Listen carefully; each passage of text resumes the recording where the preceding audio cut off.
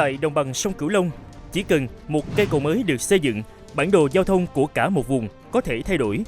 Và mới đây, một đề xuất hạ tầng đáng chú ý vừa được đưa ra.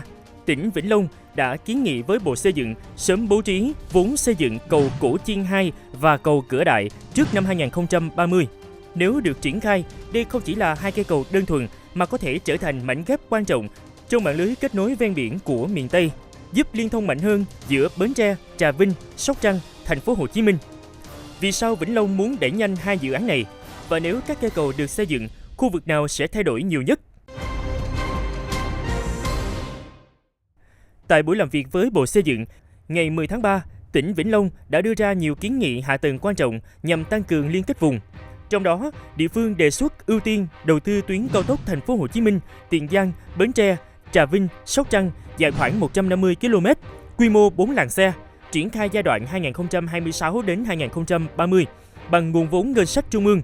Theo tỉnh, khi cầu Đại Ngãi dự kiến hoàn thành vào năm 2027 đến năm 2028, lưu lượng phương tiện trên quốc lộ 60 sẽ tăng mạnh.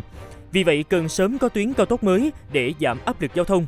Bên cạnh đó, Vĩnh Long cũng kiến nghị ưu tiên đầu tư cao tốc Hồng Ngự - Trà Vinh trước năm 2030, đồng thời nghiên cứu triển khai tuyến đường sắt Thành phố Hồ Chí Minh - Cần Thơ nhằm tăng cường kết nối vùng đồng bằng sông Cửu Long với trung tâm kinh tế phía Nam. Ngoài các dự án cao tốc và đường sắt, Vĩnh Long cũng đề xuất bố trí vốn đầu tư một số công trình hạ tầng trọng điểm gồm cầu Cửa Đại và cầu Cổ Chiên 2 trên tuyến đường ven biển, phấn đấu hoàn thành trước năm 2030, nâng cấp quốc lộ 57 và quốc lộ 57B dài khoảng 94,6 km, nâng cấp quốc lộ 60 dài khoảng 40,42 km.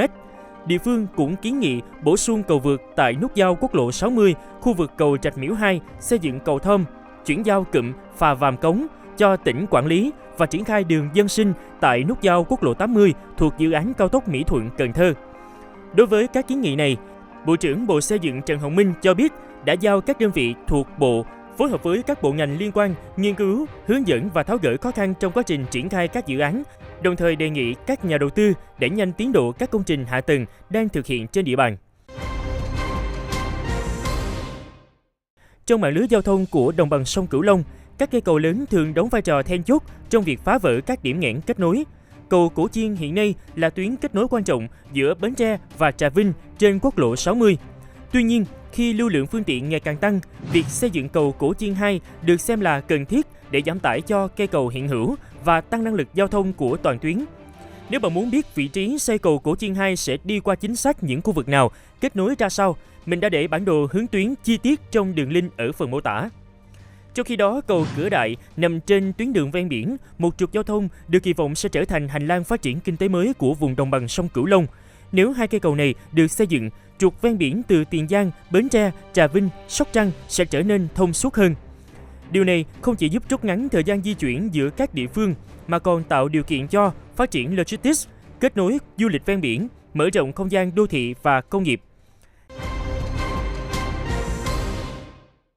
Theo báo cáo của tỉnh Vĩnh Long, hệ thống giao thông của địa phương đang từng bước được hoàn thiện.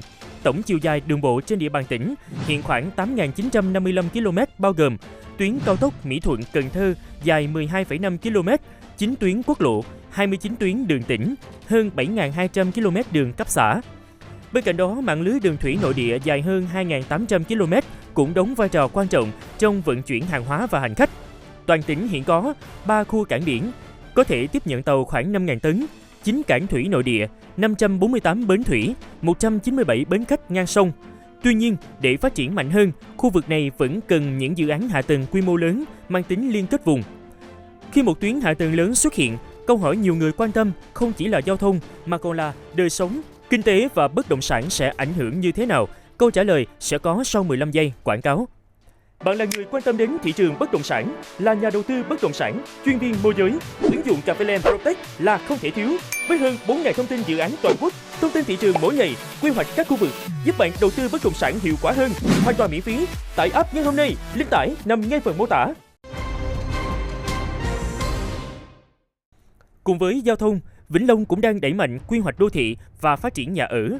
Hiện toàn tỉnh có 45 đô thị và theo quy hoạch đến năm 2030, hệ thống đô thị sẽ gồm 1 đô thị loại 2 cấp vùng, 3 đô thị loại 2 cấp tỉnh, 1 đô thị loại 3 cấp tỉnh, 13 đô thị loại 3 định hướng nâng cấp, 27 đô thị loại 3 cấp xã. Song song với đó, thị trường nhà ở cũng đang được thúc đẩy. Toàn tỉnh hiện có 23 dự án nhà ở bao gồm 13 dự án nhà ở xã hội với khoảng 6.900 căn, 10 dự án nhà ở thương mại. Việc mở rộng hạ tầng giao thông, đặc biệt là các cây cầu và tuyến cao tốc, được xem là yếu tố then chốt để kích hoạt sự phát triển của các đô thị mới. Trong nhiều năm qua, mỗi dự án cầu lớn tại miền Tây đều tạo ra những thay đổi rõ rệt về giao thông và kinh tế địa phương. Từ cầu Trạch Miễu, cầu Cổ Chiên đến cầu Đại Ngãi đang xây dựng, tất cả đều góp phần mở rộng kết nối vùng.